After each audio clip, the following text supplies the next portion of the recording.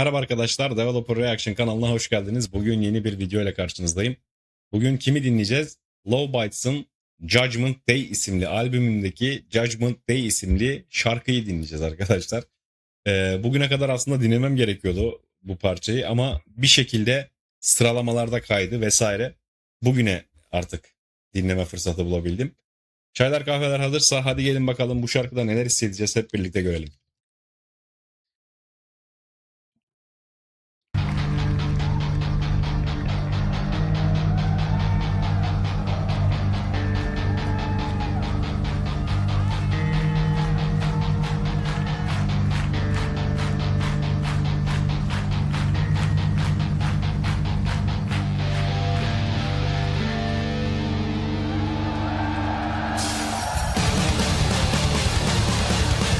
Aa!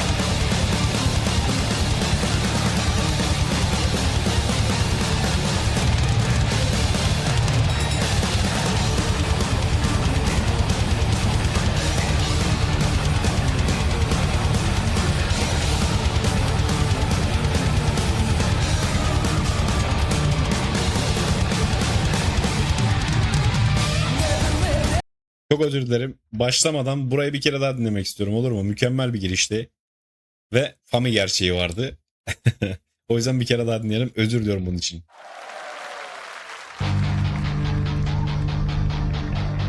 Wow.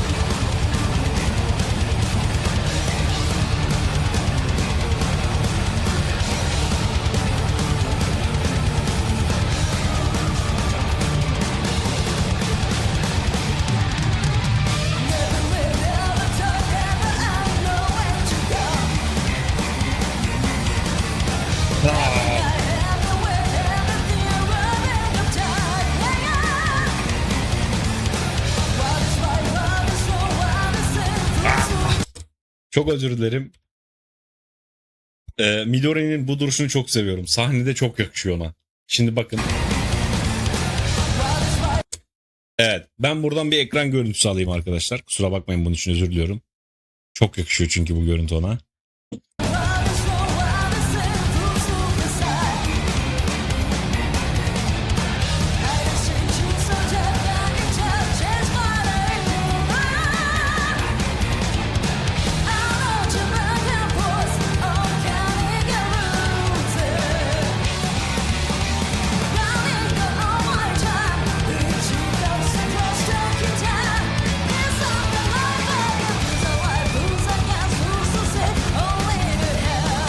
Çok özür dilerim. Midori'nin o hareketini bir daha izleyelim, olur mu? Harika yaptı.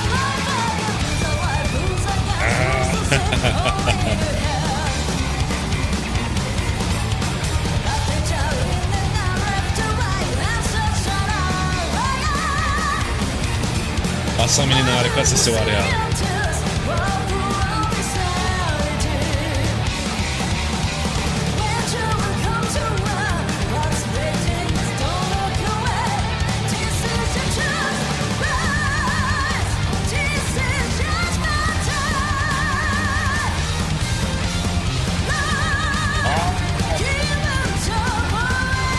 Burayı tekrar dinleyeceğiz. Wow.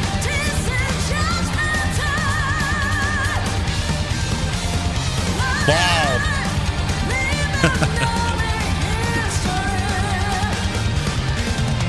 Çok özür dilerim. Orayı bir daha dinleyeceğiz. Asami'nin vokalinden sonra Midori'nin girdiği ritmik destek mükemmel oldu. Harika yapmışlar burayı. Çok beğendim. Bir daha dinleyelim, olur mu orayı?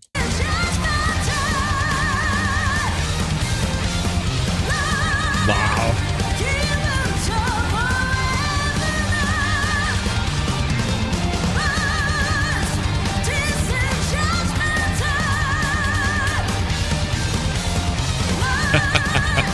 Çok iyi.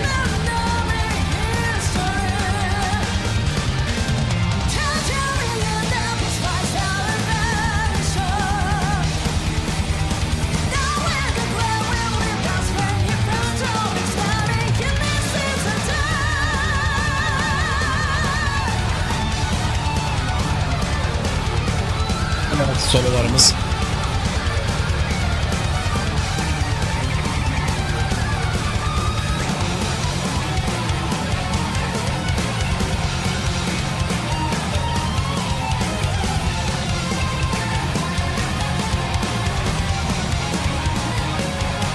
Ellere bakın.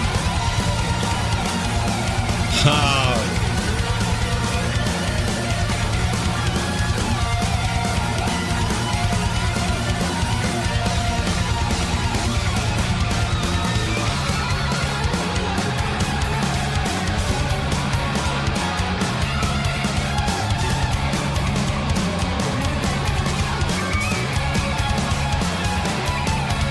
Nyako bunu çok güzel yapıyor bu arada.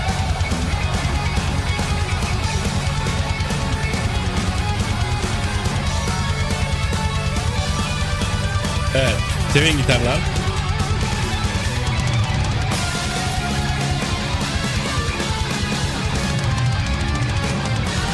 Bu unisona bayılıyorum.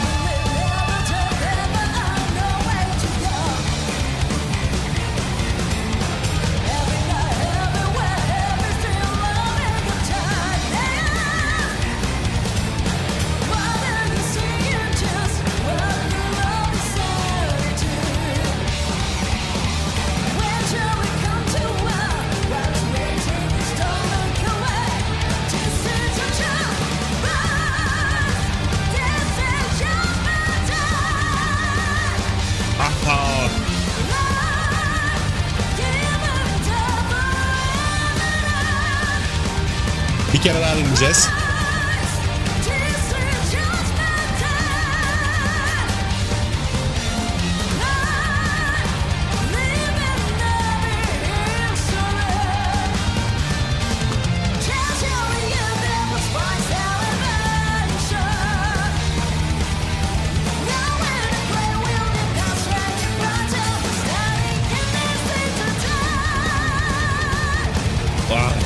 Çok özür dilerim. Asami'nin olduğu kısmı bir kere daha dinleyeceğiz. Mükemmel bir ses aralığı var ya.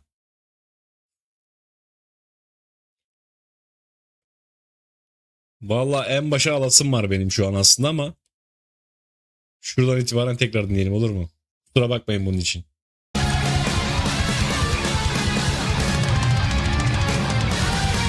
Asami'ye dikkat.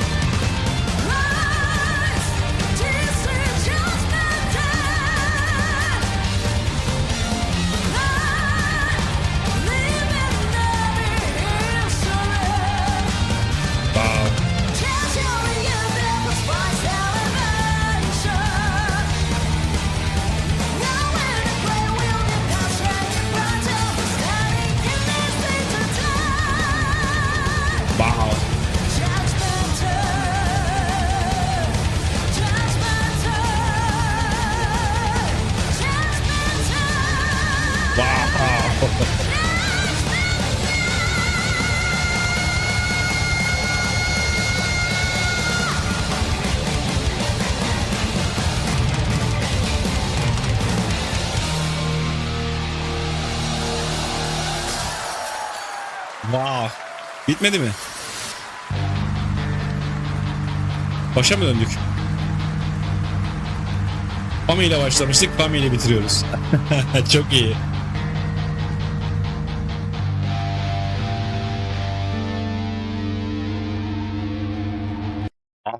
Bu görüntü de kaçmaz. Buradan da bir ekran görüntüsü.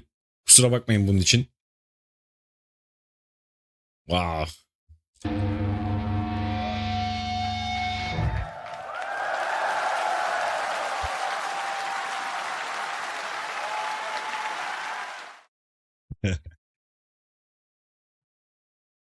Low Whites yine mükemmel bir şarkı yapmış ve biz şu an onu dinledik. Harikaydı arkadaşlar. Öncelikle onu söyleyeyim. Yani yaklaşık 140 BPM temposuna sahip ancak yoğun çift zamanlı riffler, sürekli akan 16'lık davullar ve hızlı gitar yürüyüşleri sayesinde enerji çok daha yüksek ve dinleyiciye sanki 170 BPM'in üzerinde bir tempoyla ilerliyormuş hissi veriyordu diyebilirim. Şarkının temel lokomotifi kimdi? Haruna'ydı. Double kick davul performansıydı daha doğrusu Haruna'nın. Yoğun double kick kullanımı, sürekli değişen filler ve zengin zil kombinasyonlarıyla adeta şarkının motor gücünü oluşturdu Haruna. Aynı riff tekrarlarında bile dikkat ettiyseniz davul desenlerini değiştirerek parçanın monotonlaşmasını engelledi. Ve özellikle Ride, Crash ve China geçişleri şarkının enerjisini baştan sona canlı tuttu diyebilirim. Ağır distortion, sıkı palm mute kullanımı ve modern prodüksiyon sayesinde oldukça kalın ve agresif bir gitar tonu elde edilmişti. Girişte ve nakarat kısmında daha doğrusu girişte ve nakarat kısmında duyduğumuz o riffler klasik heavy metal anlayışını power metal, thrash metal ve speed metal elementleriyle başarılı bir şekilde harmanlıyordu. Hızlı staccato palm muting teknikleri ve ardından gelen açık akor tınlamaları gitar kullanımının oldukça dolu olduğunu hissettiriyordu. Bunun yanında zaman zaman küçük ölçü değişimleri vardı. Ana riff, ana omurga daha doğrusu 4/4 hissini korurken riff yapısındaki ritmik kaymalarda parçaya hafif progresif bir karakter kazandırıyordu diyebilirim. Low Bites'in imzası haline gelen yine twin gitar soloları bu şarkıda adeta zirve yaptı diyebilirim. Solo yine Miyako ve Midori arasındaki kusursuz bir paslaşma ile ilerledi. Sweep picking, alternate picking, legato pasajları ve hızlı arpej dizeleri ve armonize twin gitar bölümleri grubun klasik Iron Maiden etkisini modern neoklasik shred anlayışıyla bir araya getirmiş diyebilirim. Fami'nin burada da gruba dahil olduğu sanırım ilk zamanlarda bu. Yanlış hatırlamıyorsam. Başta ve sonunda küçük de olsa bir solosu vardı. Ve şarkı boyunca da gayet baskın bir bas tonu hissettik. Dediğim gibi ilk zamanlarıydı sanırım gruba dahil olduğunda yanlış hatırlamıyorsam. Sadece ritmi takip eden bir enstrümanlar olmaktan çıkmıştı dikkat ettiyseniz. Özellikle intro sonrası geçişlerde ve gitar sololarının altında duyulan o bas yürüyüşleri parçaya ciddi bir derinlik ve groove katıyordu. Fami güçlü fingerstyle yürüyüşlerinin yanında kendi tarzını yansıtan slap ve tapping pasajlarıyla önceki Low White kayıtlarına göre daha dikkat çekici bir bas karakteri ortaya koymuştu diyebilirim. Intro ve outro bölümlerinde bas gitarın bilinçli bir şekilde öne çıkarılması bunu net bir şekilde hissettiriyordu açıkçası. Ve Asami mükemmeldi. Bayılıyorum Asami'nin sesine. O distopik hesaplaşma temalı lirik yapısını e, sesiyle çok başarılı bir şekilde dramatize etti yine. Kıta bölümlerinde daha sert göğüs sesinin ağırlıkta olduğu güçlü bir ton kullandı. Nakarata doğru güçlü belting tekniği, göğüs sesi ve geniş vokal aralıklarıyla parçayı dramatik zirveye taşıyordu diyebiliriz. Operatik bir vokal yaklaşımından ziyade saf heavy metal vokal gücü ve melodik genişlik ön plandaydı Asami tarafında. Ve şarkının en vurucu anlarından biri de şüphesiz ki o kaotik ve görkemli açılışıydı. Güçlü bir davul girişiyle başlayan parça, yoğun gitar riffleri, arka plandaki senfonik dokular ve sağlam ritim bölümleriyle adeta sinematik bir atmosfer oluşturdu. Daha ilk saniyede dinleyiciye neye uğradım hissini veren, o hissi yaşatmayı başarıyordu açıkçası. Ve nakarat öncesinde de dediğim gibi tansiyonun giderek yükselmesi, Asami'nin vokalinin adım adım tırmanması ve ardından gelen melodik patlama da şarkının en etkileyici anlarından biriydi. Nakarat hem oldukça akılda kalıcı hem de parçanın sertliğinden hiçbir şey kaybetmeden melodik yapısını koruyordu diyebiliriz arkadaşlar. Orta bölümde de gelen kısa tempo değişimi ve hemen ardından başlayan gitar sololarında şarkının teknik anlamındaki zirvelerinden biriydi diyebilirim yine. Özellikle final bölümünde de dediğim gibi gitar armonileri, Asami'nin yükselen vokaliyle birleşmesi ise parçanın dramatik olarak doruk noktasını oluşturdu diyebilirim. Bence Judgment Day Love Bice'ın en önemli eserlerinden biri bence. Güçlü bas vurgusu, teknik açıdan son derece zengin ikiz gitar düzenlemeleri, Haruna'nın davul yaklaşımı ve Asami'nin etkileyici vokali sayesinde grup power metal, speed metal ve thrash metal unsurlarının modern bir prodüksiyon anlayışıyla bir araya getirmişti. Özellikle Fami'nin dediğim gibi gruba dahil olmasıyla birlikte bas gitarın önceki albümdeki önceki şarkılara yani önceki albümlere göre daha belirgin bir şekilde rol üstlenmesi parçanın bence en ayırt edici özelliklerinden biriydi diyebiliriz.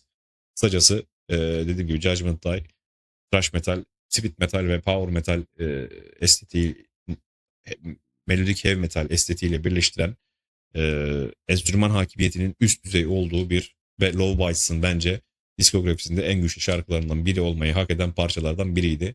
Yine bu 5 kadın bize Wolfpack grubu ve diğer Wolfpack olmayan ama onları dinleyenlere bile harika bir şarkı sunmuşlar.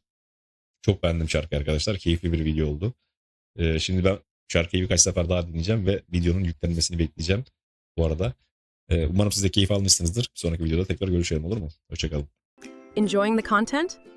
Support the channel to keep it going.